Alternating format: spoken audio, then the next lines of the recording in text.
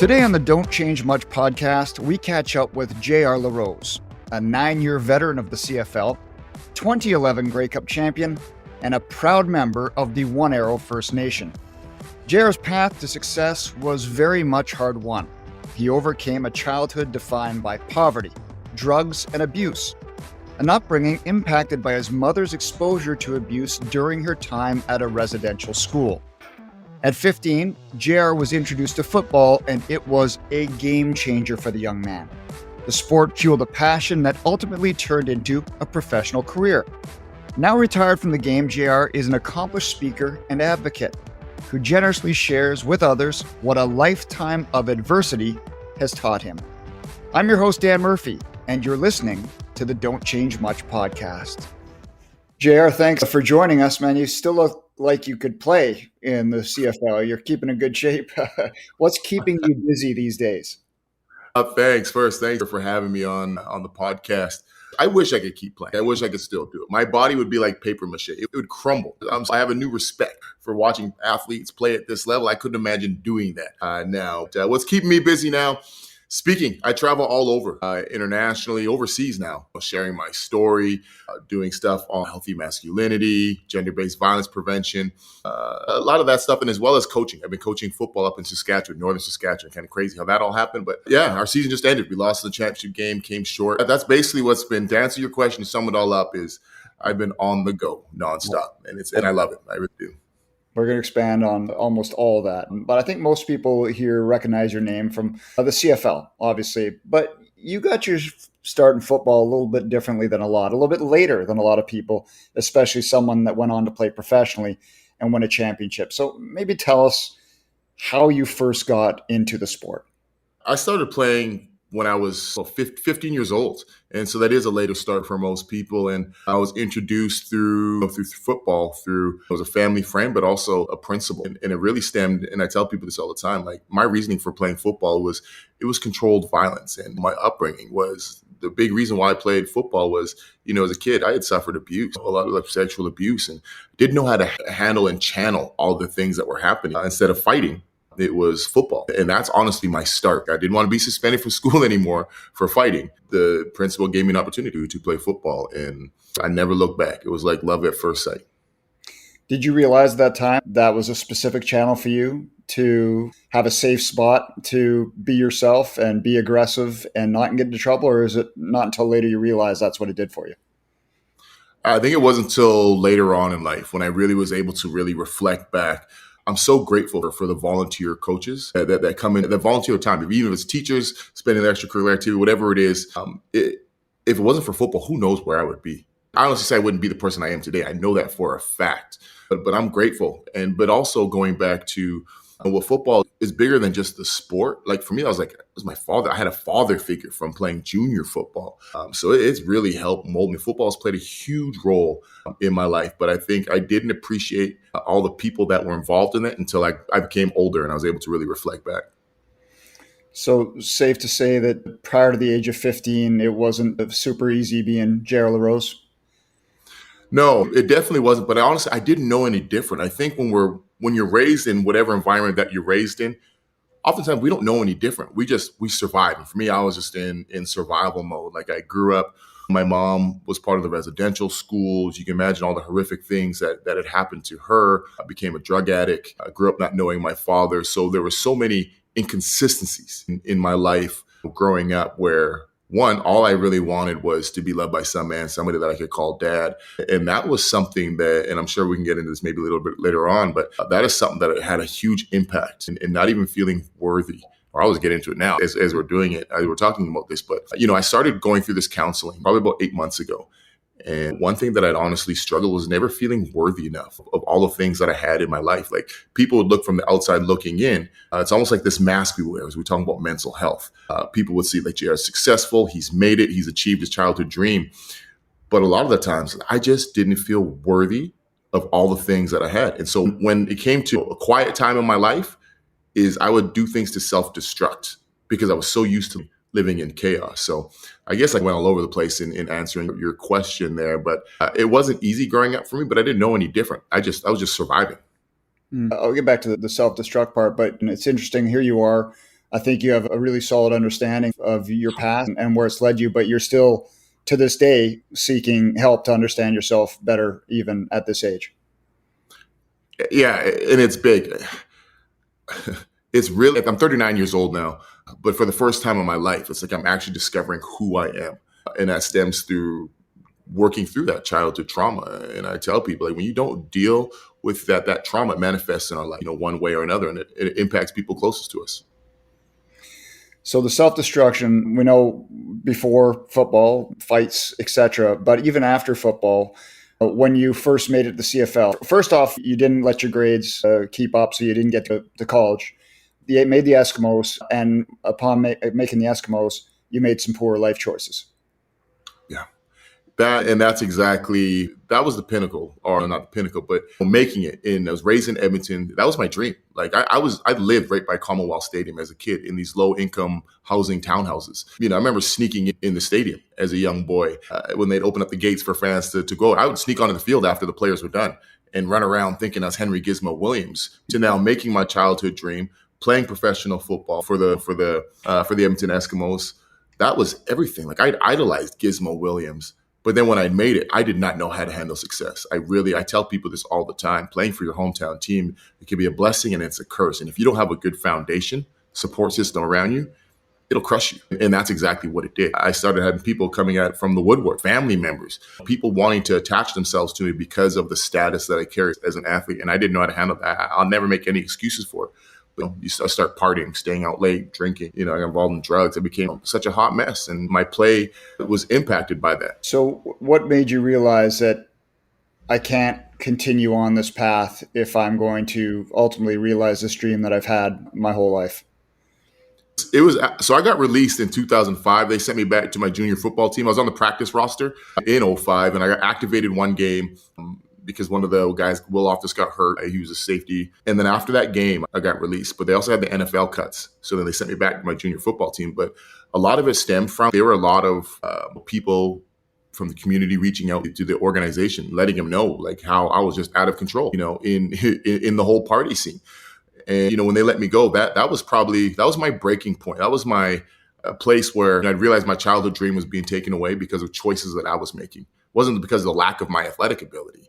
It was the off-field issues, the partying. And so the thing that hurt the most 05 is Edmonton went on to win the Grey Cup championship. I should have been part of that championship team, but because of the stupid choices and the bad decisions that I was making, I missed out on that. But at the same time, I'm grateful Edmonton released me, because my whole family has struggled with addictions. My mom, my sister both passed away because as a result from their addictions, their body just starting to shut down. And for me, if they wouldn't have released me, who knows, how deep they would have spiraled into my addiction. So I'm grateful that happened, but it definitely hurt for sure. You said I didn't want my past to be an excuse. Yeah.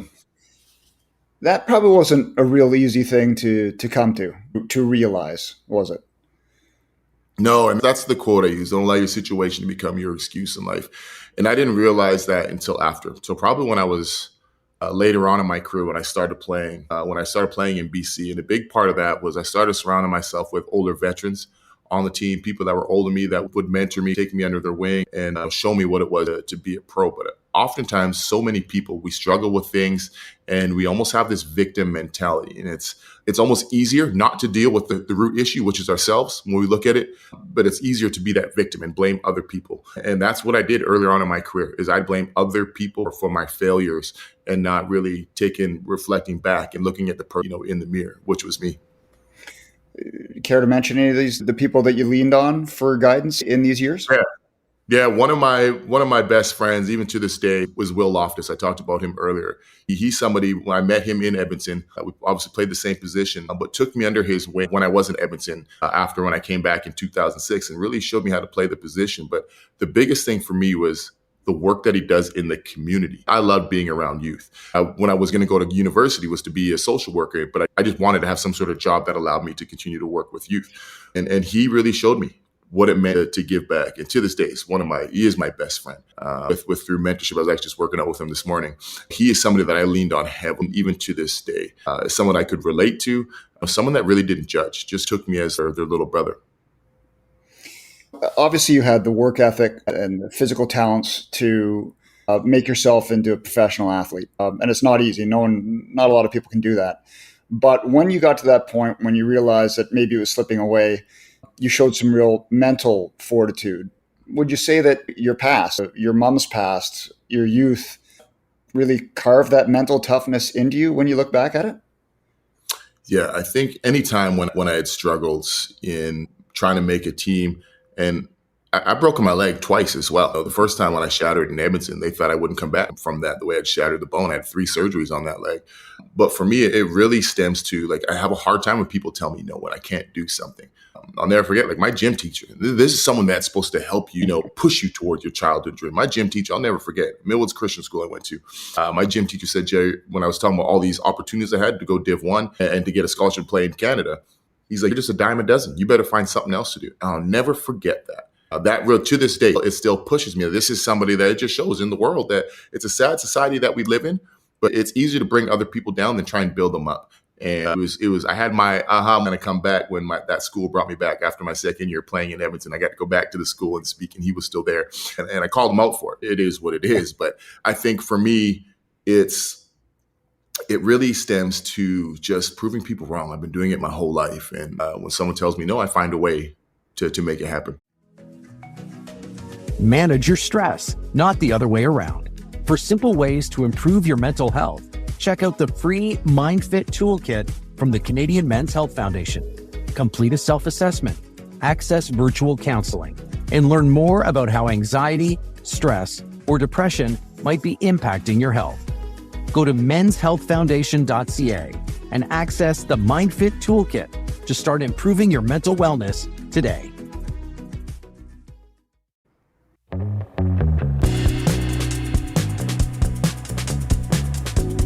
So you suffered injury too as well in the 2011 season. You came back before the playoffs, I believe, right before BC goes on to win the Grey Cup.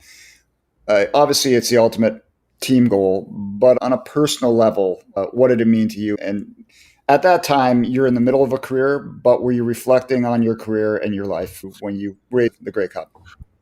That year was something else. So I'll even bring it back a year prior to that. So 2010. That's the second time I broke the same leg, dislocated my ankle, broke the leg again, tore tendons. So I thought my career was done at the end of 2010. Ironically enough, I broke it against Edmonton.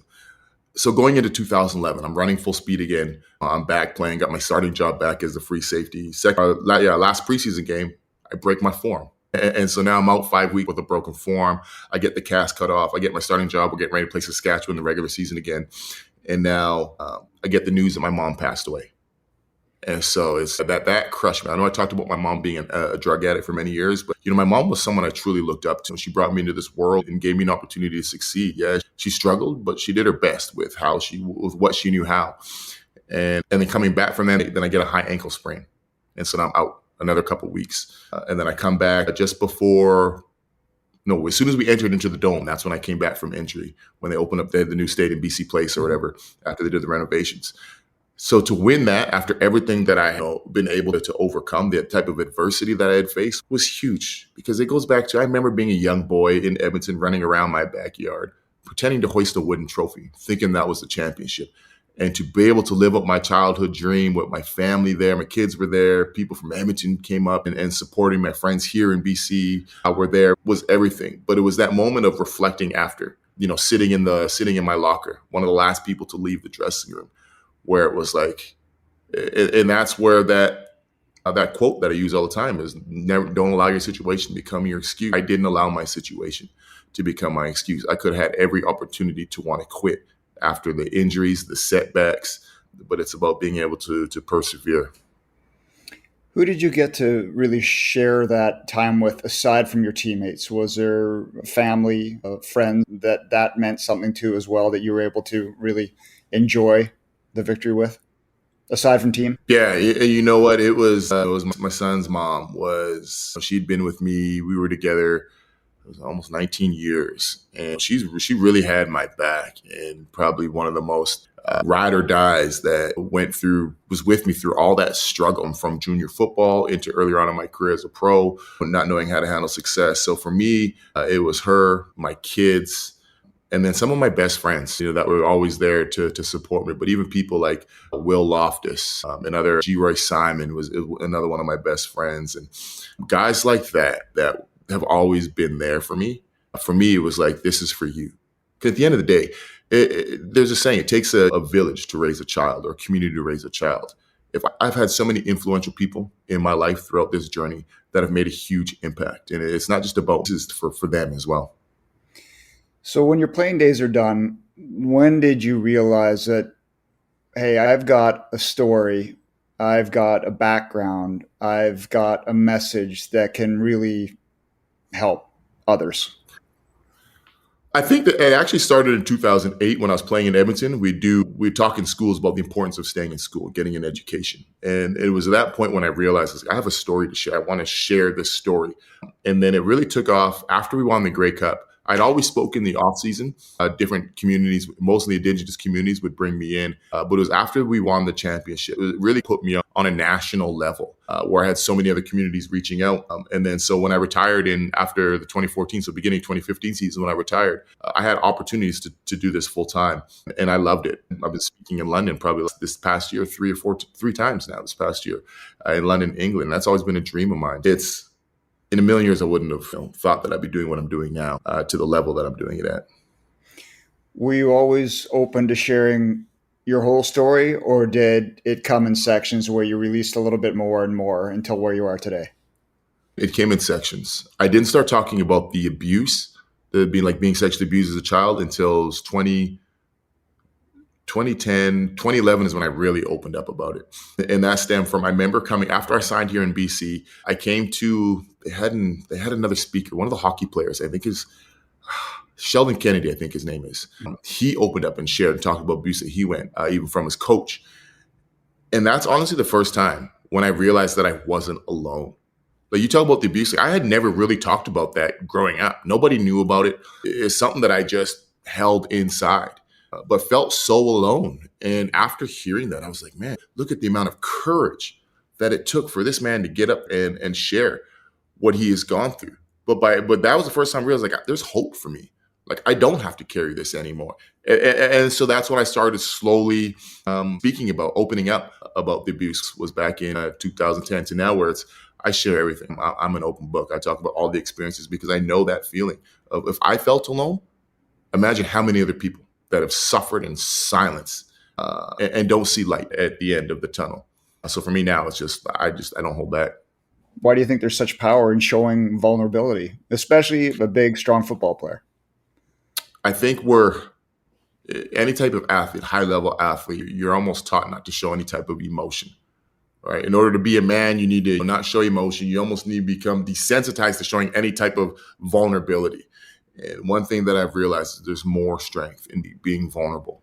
To me, when you talk about what is the definition of a man, is someone that can lead with empathy, compassion, vulnerability, be able to communicate, being big and strong. That's easy. Most people can do that. But for what?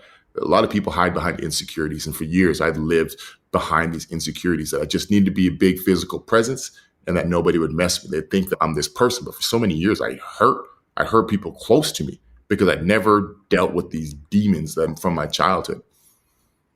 So this is what healthy masculinity looks like, as opposed to toxic. Yeah. It's funny, the word toxic masculinity comes up all the time. And I think when we use that word toxic, we can't blame people. We assume people should know right from wrong. We really do. I didn't know what it was to be a man because I grew up without a father. The people that I looked to were other athletes. It was a lot of the music that I listened to. And I think even this day and age now, this cancel culture, I think people should be held accountable for their actions. But the big thing, let's hold spaces where men can actually open up and speak about the things, how we've been impacted.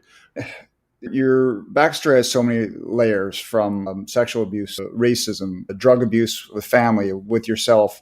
And now you share your past, these messages. I'm not asking you to name names, but can you recall a community or an individual where someone really took it to heart and told you that it had made a difference for them?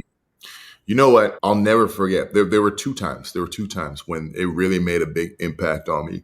The most recent time, I was speaking up in why can't I think of the name now? It's just off the coast it's Prince Rupert. I was speaking up and it was open to a community, and a young girl came up to me and I was speaking about the sexual abuse and overcoming that. And then a question came, and it was, she asked me if someone in the audience asked if I had ever pressed charges on the person that, was sexually abused me as a kid. And I said no, but no one has ever asked me that. I was stumped by it, to be honest. And then after she came up and people were coming to sign autographs, take pictures, I'll never forget. She said, JR, I want you to know that I'm going to move forward and press charges on the person that abused me. But then she's like, you're strong enough to do the same thing. And I'll never forget that. I thought, I'm in the place where I'm supposed to be. It's, if I can give somebody hope, a teenager hope, like I'm a grown man and I've held on to this for years. I would talk about it, but I'd also control the narrative. Like I would let people into a part where then I could shut it down. I'll never forget. She was, I want to say maybe 15, 16 years old. And the amount of courage that it took for this person to open up about that and to just say, you're strong enough to do that. That was, we talk about a TSN turning point in my life, and why I started seeking going to counseling was because I had realized that there were so many things that I was holding on to, that I controlled this narrative, but I wouldn't fully open up. And if by me sharing my story gave someone else hope, well, how can I now keep other people accountable? And I never thought about it, but that was honestly probably the biggest thing. Was I'll never forget speaking up there, Prince Rupert, that teenager, it gave her courage and strength to do something, was bigger for me. Her opening up had a bigger impact on me than I think me speaking to her. Not to minimize my impact on her, but for me, that's why I took it. Yeah, who would have thought that getting heavy. Well, who would have thought that opening up and sharing your story to help others would in turn help yourself? Yeah. It's one of those, and I'll be honest, a lot of the times I go into these communities and you just don't know the impact that you have, right? I'm in and out. I go speak, from speaking at a keynote, whatever it is, I speak for my 45 minutes for an hour, and then I'm on to the next. You don't really have much of the follow-up, or you don't really get to see that impact on other people. And I'm grateful when people do reach out. And I've gotten so many other messages from other conferences, stuff that I've spoken at. But you just realize how many people are suffering in silence. You've supported so many campaigns, mental health, violence against women, opioid crisis. I guess being an advocate is the most important job that you've had to date. It is, for sure. It's what I'm supposed to do. I think that's what my calling is, for sure, in life, is to give back and speak on things. But these are all things that hit close to home. Like we talk about the addictions, the substance abuse. My mom, sister, they both passed away from substance abuse issues. Sexual abuse or abuse, I've seen my mom. Violence against women, I've seen my mom throw down a flight of stairs when I was 10 years old. I remember witnessing that. All these different things that I speak on are some that have hit home. And it's close. It's close to me, to my heart. It's subjects and things that are topics that are very, very important to me.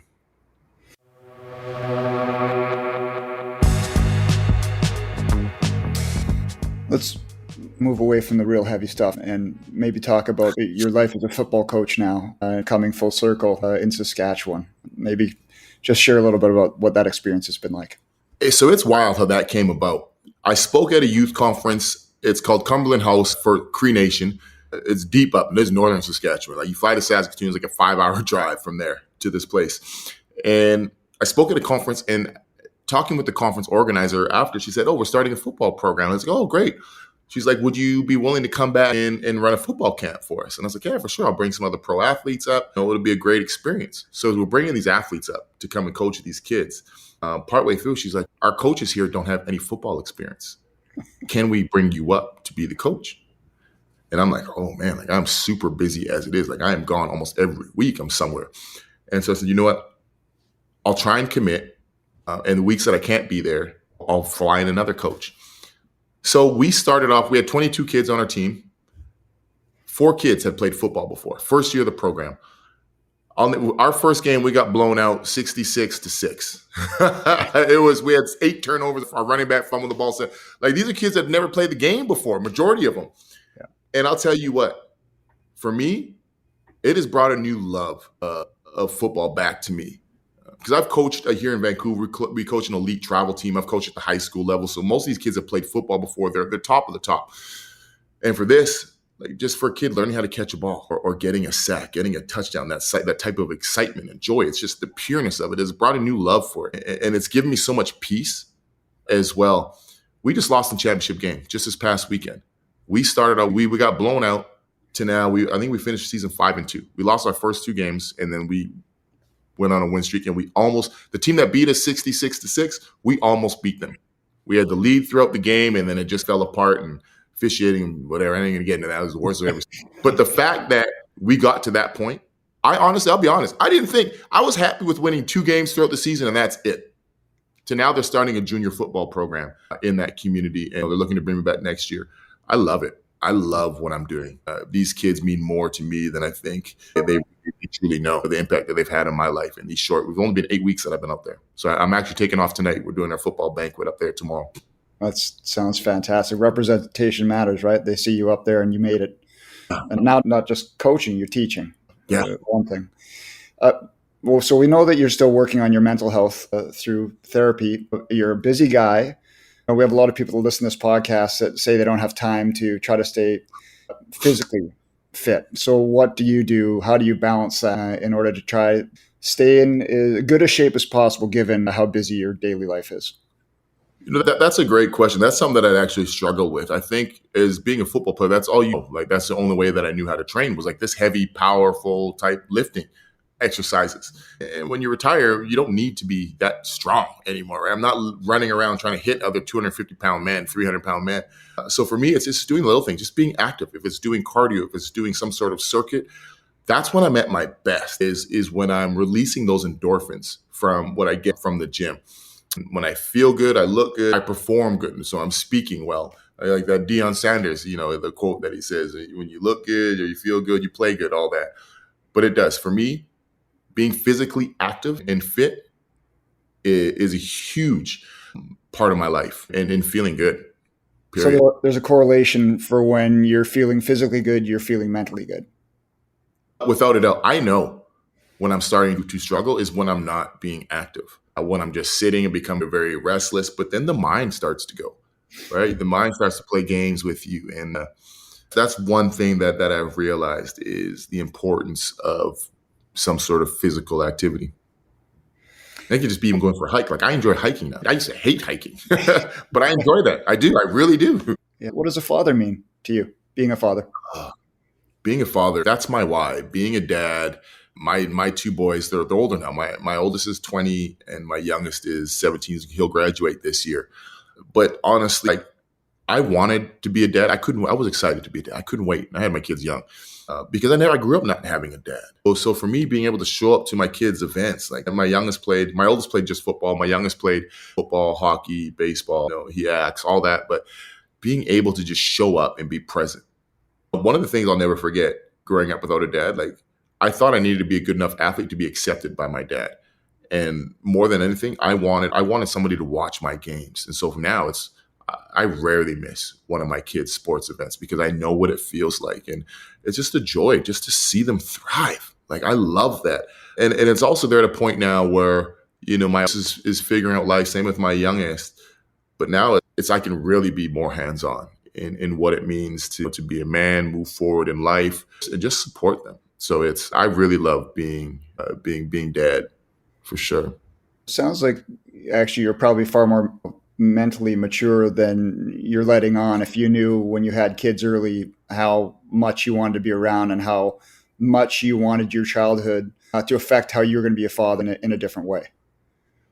Yeah, that was my thing. For me, it was like when I grew up, I made a vow and I was like, I didn't want to be like my dad, who obviously I didn't know. And I'm not perfect. I've stumbled time and time again. There's no blueprint in how to be a father. It's something that we just figure out, but continuously try. And for me, it was being able to be present. That's one of the biggest things that I've learned is being present. I think when we look at what does being present mean, it's not being on my phone when I'm trying to have a conversation with my kids. It's actually listening. That's a big thing too, is being able to listen. Most people want to talk at their kids. Let them open up and share some of their experiences. And I think for us, even as adults of our generation, I think some of the things that we might have gone through as a child or struggled with, our kids won't go through the same things, but their struggles, I think sometimes we minimize. And that's something that I've had to learn is I'd sometimes minimize some of my kids' issues, being like, you really don't have it that bad. But now it's actually walking through that little adversity that they're facing together with them. And for me, it's been the biggest learning point is just shut up and listen. That's it. How can I support you? Do you think that because they see what you do with your life now in terms of opening up and trying to help others, are they more open? Because a lot of time teenagers, they don't want to talk. But do they see dad being able to speak emotionally about different things? Has that helped them, do you think? I think so. In the sense of even coaching, both of them wanting to give back. I think the things that we model, I think our kids are sponges. They're trying to soak in a lot of the experience that they have with their parents. And my oldest now is working more, but with my youngest, he's at an age where he's coached. We got to coach together. But the conversation that he had with some of his friends, he's like, Dad, I reached out to someone, just had a conversation. And I was like, to think how far we've come. Like I remember when I was some of my friends, we'd never talk about if they're going through a breakup or whatever. It was like, come on, man, get over it. Like, don't talk about that. Don't be a punk. And to see these conversations that I think this generation is starting to have, we're tracking in the right direction. Well, Jared, time has flown by here. It's been just a great conversation, but we always ask our guests.